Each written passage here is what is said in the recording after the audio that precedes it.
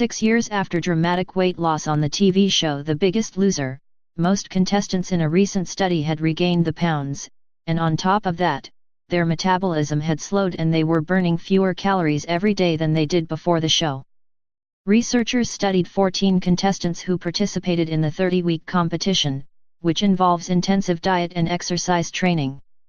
They started at an average weight of 328 pounds, or 149 kilograms, and ended at an average weight of 200 pounds, or 91 kilograms. 6 years later, their weight, on average, was back up to 290 pounds. Only one participant hadn't regained any weight. Similarly, percent body fat started at an average of 49%, dipped to 28% and returned to 45% over time. But resting metabolic rate did not follow the same pattern. The group as a whole on average burned 2,607 calories per day at rest before the competition, which dropped to about 2,000 calories per day at the end.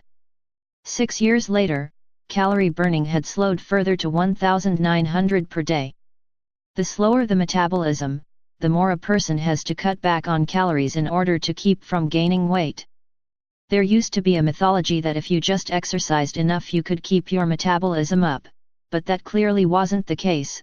These folks were exercising an enormous amount and their metabolism was slowing by several hundred calories per day, said Kevin Hall of the National Institutes of Health. Their metabolisms didn't speed up again when they regained the weight, he told Reuters Health. Perhaps counterintuitively, participants whose metabolisms had slowed the most at the 6-year point tended to have regained less weight. Your body is working to defend your energy stores, really your fat mass, said Dr. Michael Rosenbaum of Columbia University.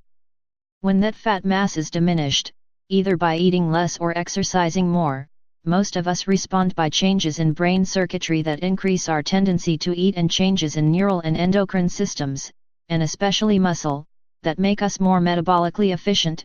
It costs fewer calories to do the same amount of work.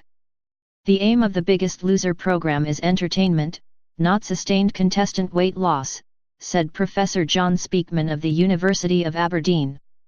It is not a prescription for how to change your life. But the Biggest Loser results are not uniformly dire, Hall said.